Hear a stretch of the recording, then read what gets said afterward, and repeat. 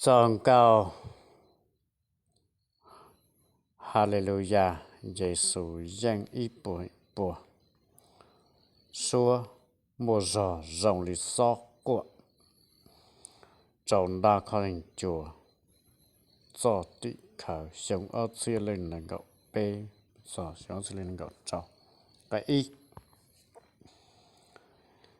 cho tị khảo sao ở chia lên nền gạo bê cú trao tua đàn sư nhau trao lúa ta lao cú lũ chế ua cú thua tê thua ta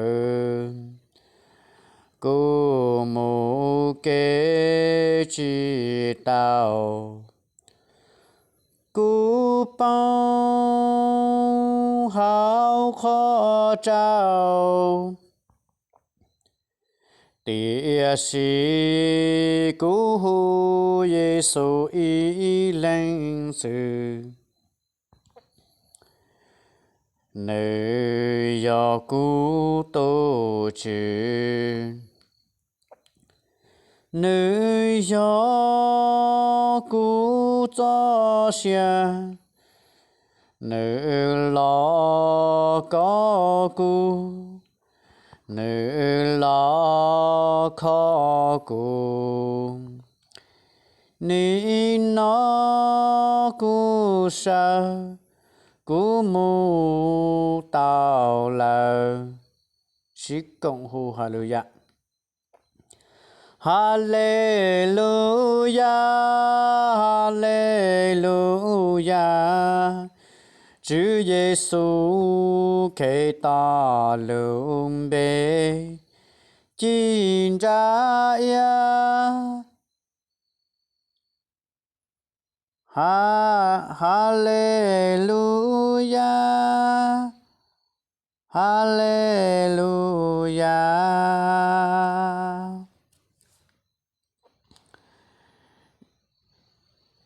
hallelujah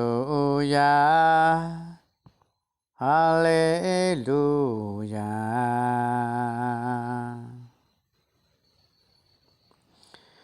Chúa Giêsu kể ta lương bê chín ra yên hallelujah hallelujah sa ta sư la sư ý bùa phanh bùa Giêsu khó cú rong Giêsu cha cú sa cú yu khóa Giêsu mu ý chi li Giêsu kể ta có gió vạn sự có danh là Amen cái đó sa tại cái danh đàn trai có luôn bê Giêsu mọi kênh kia có luôn bê Giêsu con ra khi có luôn bê Giêsu tu thua tê bông có luôn bê Giêsu có chọn chan cho sao đau khao linh Chúa Chúa cho sợ Chúa kê tòa con sao nụ bê tu yua si chỉ mua đa tư yua sao tạo gì sĩ cộng hô hallelujah. Hallelujah, hallelujah. Chúa Giêsu kể ta luôn bế chi ra yên. Hallelujah, hallelujah.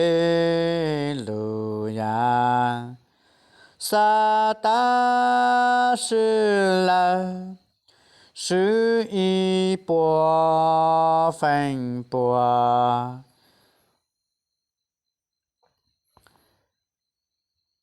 Nữ khó cu rong nữ cha cu sợ cu yua khua nữ mô y chi li.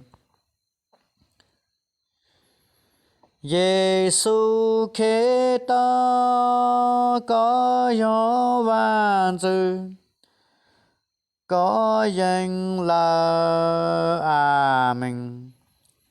Rồi nãy bùi danh hù rón trọ. Lòng cụ khía trao luôn địa đề.